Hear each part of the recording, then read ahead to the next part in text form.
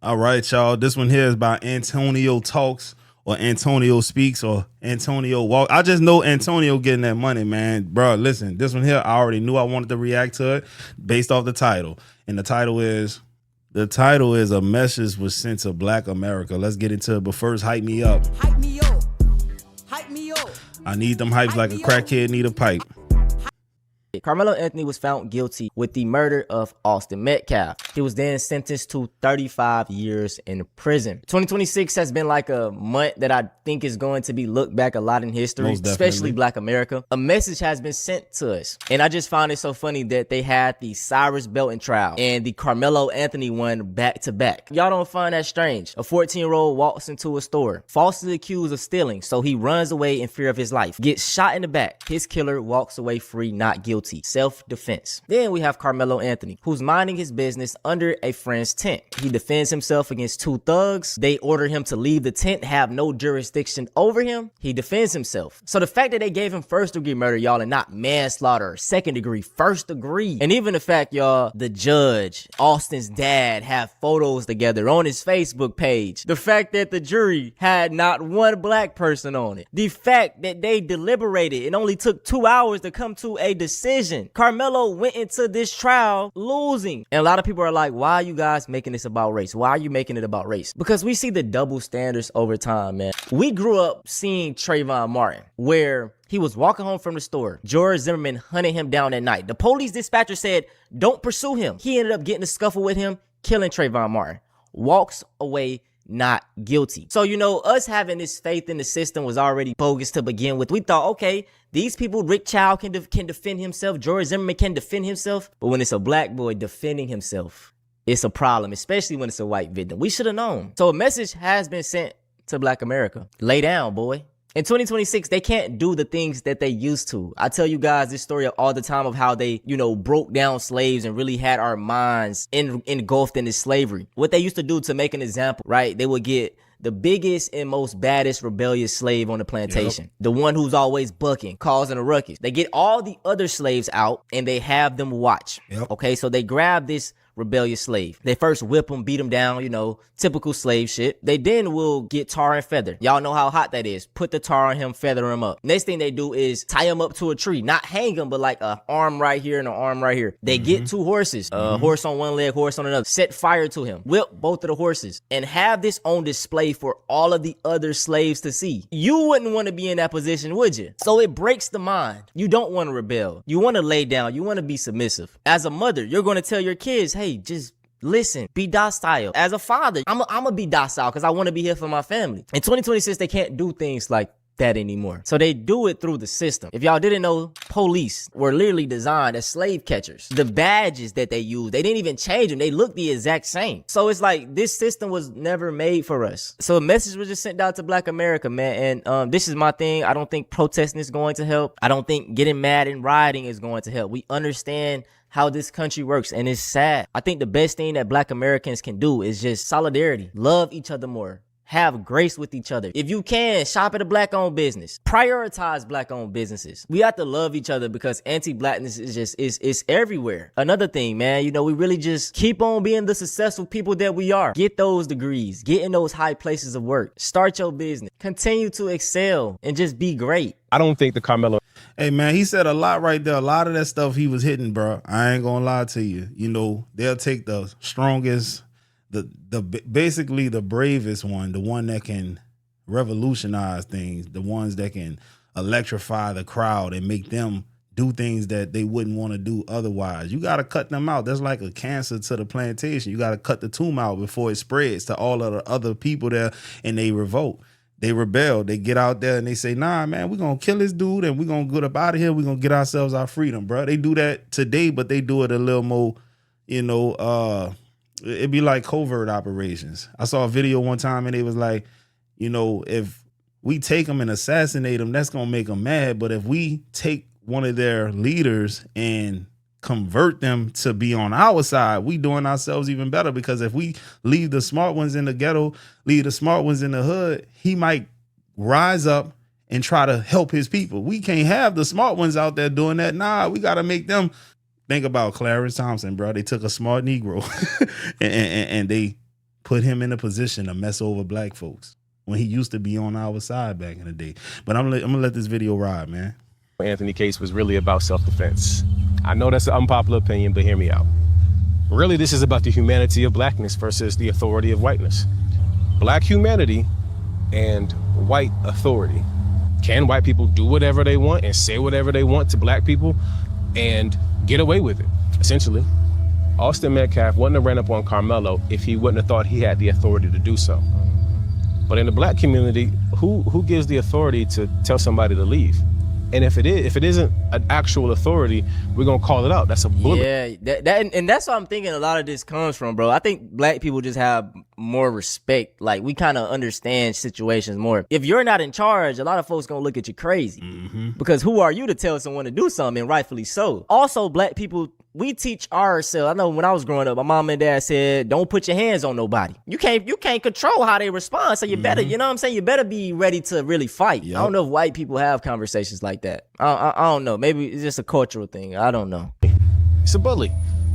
There are truly people out there of all races, including black, who cannot fathom the idea of a black person not leaving when a white person tells them to. Yeah. Or Probably like an Officer Tatum, you know, a Hodge twin, them type of people, bro. a black person daring to claim self-defense. Right? Because white authority. Seriously, go to any comment section you want to and find the racist community within it.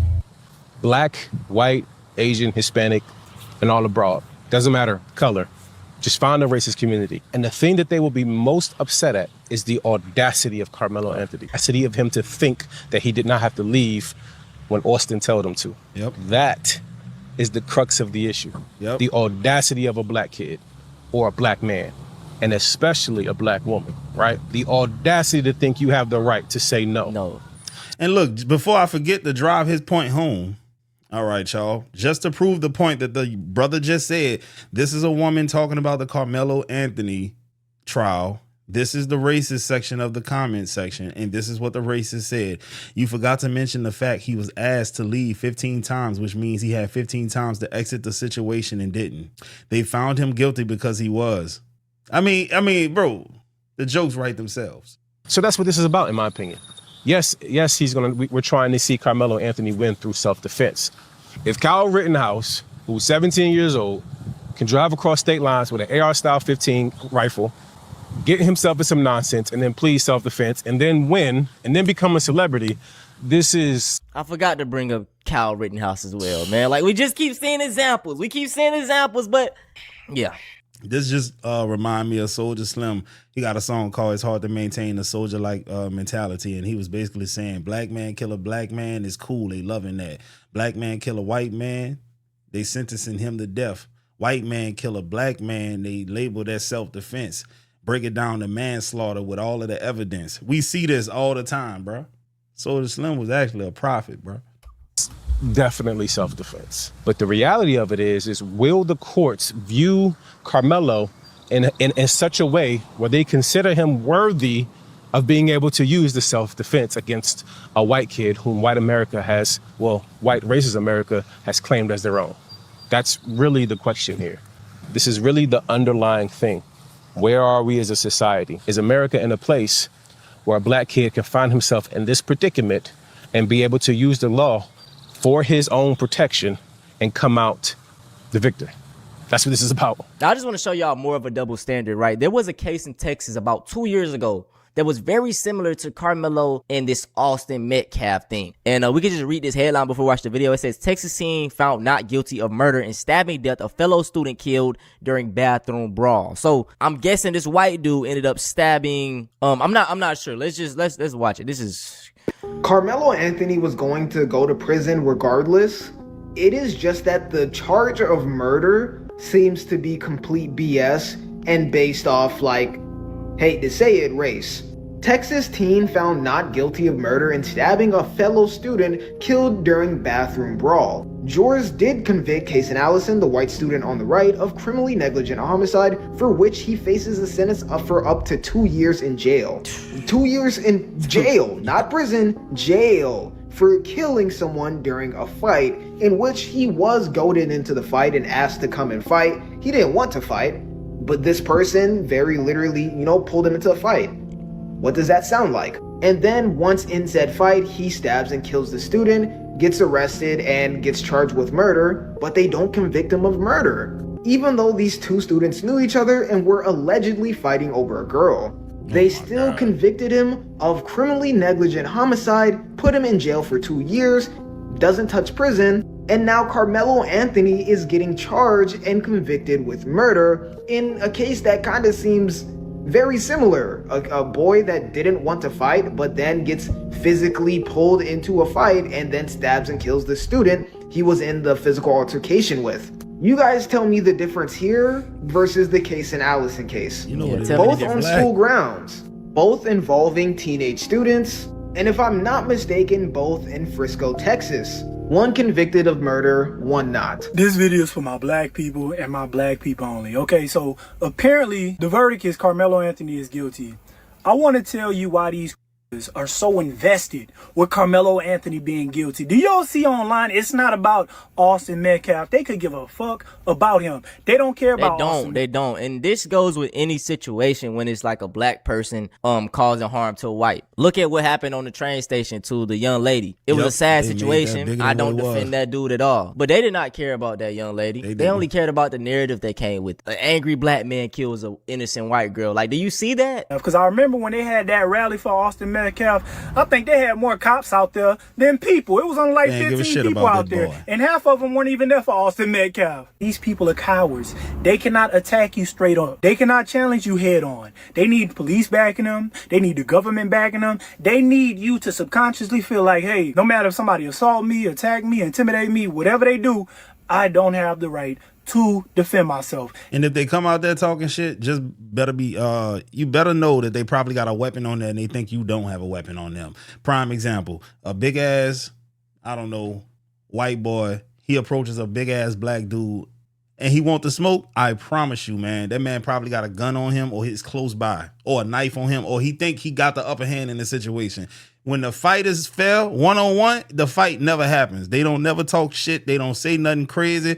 If it's just them and you, it's not going to be no smoke, bro. No weapon, just you and them, they don't want no problem. But if they got their homeboys around or they got a weapon on them or they see a police officer around, now they want all the smoke. I promise you, bro, that's been the story of my life, dog. These need you subconsciously thinking that. And this verdict was going to rest on that. Because think about this. If black people could see on national television that if a white person coming up to you, intimidating you, trying to harm you, and you defend yourself and you get off? Yeah. Oh my God, boy, they couldn't do that because, boy, that would turn all these bold white people out here, all these bold out here, that shit would change overnight. So they need to always have that right reserved to be able to attack you without you being able to defend yourself. The moment black people start defending themselves, oh man, the United States is gonna go upside down. Really? Don't think just because Carmelo Anthony is guilty that you motherfuckers could just be intimidating and antagonizing people and nobody gonna do nothing, okay? Yeah. You're not as safe as you think you are, because I'm gonna tell you something. If one of you racist ass come to me with that bullshit, it's gonna be another Carmelo Anthony case, but this time it ain't gonna be Carmelo Anthony. I want to show y'all something that I seen one of the white boys say on Twitter, on X.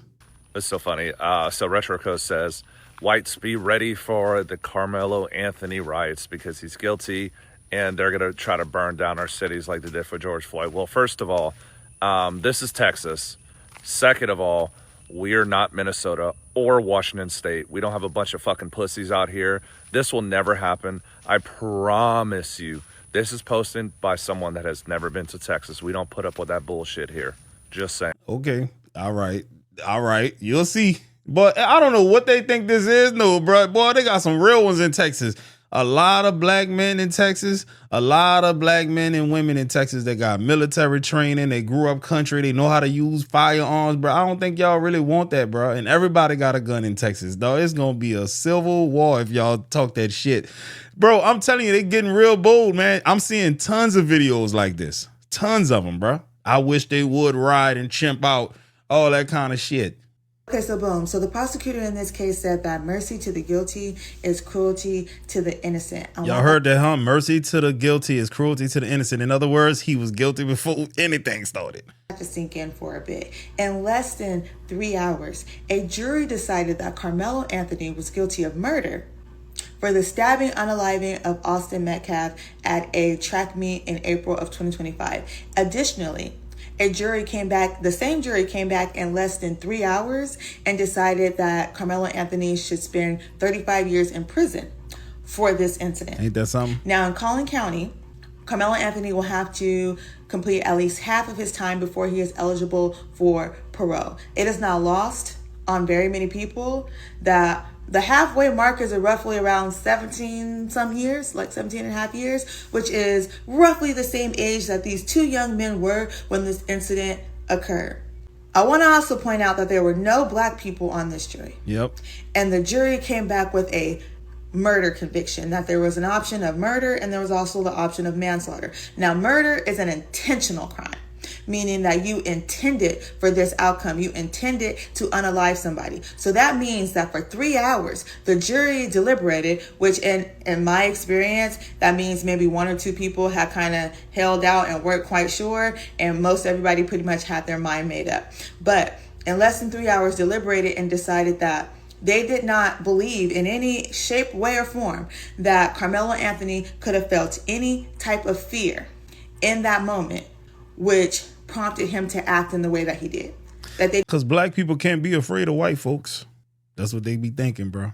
They did not buy his defense that he was trying to defend himself in any which way, right? Because even with a manslaughter conviction, which is a lesser offense of murder, manslaughter is not an intentional murder. It just says you were reckless in your behavior, right? You did something that was dangerous and you didn't do it because you intended for someone to be harmed. Seriously, you knew somebody could get harmed. You knew this could end up in an unaliving, for example, but that wasn't your intent. You were just reckless. You were acting without really thinking, and that was the outcome. So they did not have any remorse and did not believe in any aspect of this young man felt any kind of fear. Now, Judge Roach, the judge in this case, is retiring this year. This is his last year on the bench. He did not allow any cameras in the room, so all the information that we were able to gather is based on what people who were reporting from inside the courtroom were able to jot down in their notes and bring out to us. Metcalf's mother, Megan, gave her victim impact statement, and she says to Karmelo, "You should be lucky you got 35 years because I got a lifetime." I have so much to unpack with this case, but I want to hear from you first. So first, I want to know, what questions do you have? 2, do you think the sentencing was... Man, listen, it just don't sound right. And then I think somewhere in Texas, not even that long ago, they allowed cameras in the courtroom. Why wouldn't you want cameras in this courtroom? Because you wanted to not show the world the shady shit that was going on behind the scenes? Is that what it was? Man, and they didn't put any black women on the jury. Man, bro, if he would have just had 2 or 3 black women on there and maybe another black man, he probably wouldn't got what he got. Because one thing about it, and 2 things for sure, I know for a fact black people will see the humanity in this guy. They be like, man, look, this dude ain't never been in no trouble his whole life. He's a athlete. That means he's disciplined. That means he's doing something, and he's a good student, meaning he makes good grades, bro. That's not the telltale signs of a bad person, bro. They would have been like, man, nah, he did wrong and we can't get this young man back, but bro, 35 years, that's steep. Man, ain't no black woman, a real black woman, I'm talking about an actual black woman who's culturally black, gonna send that man to 35 years, dog. And that's why they didn't want no black people on that jury. The reasons I think that the Carmelo Anthony jury found him guilty of murder. Number 1, provocation. I think that the prosecutor did a good job of saying that Carmelo is the one that provoked the physical contact.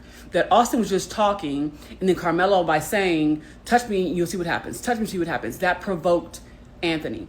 But this is why, in some ways, having a jury with black folks in it would have helped, because everybody knows that when you say touch me and see what happens, that's at least black folk, I don't know, I don't have white kids, so I don't know, but I'm a mom of black kids, an 18-year-old boy, and I'm telling you, if you say touch me and see what happens, you don't want the person to touch you. That's not your goal. You're not trying to provoke the touching.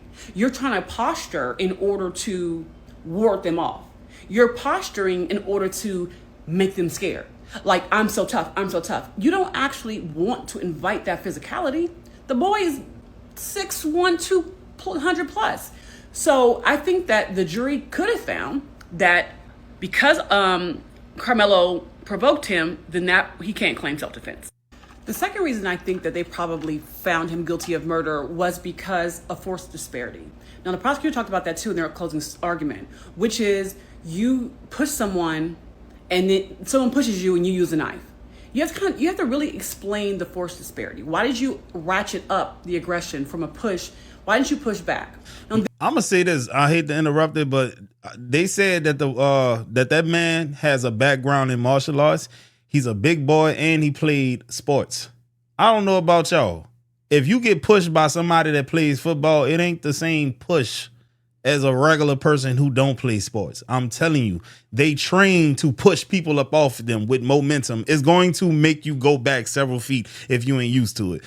You might fear for your life in a situation like that. I'm gonna keep it real with you, man. Have y'all ever been pushed by somebody that weighs 200 plus pounds and they're strong and athletic?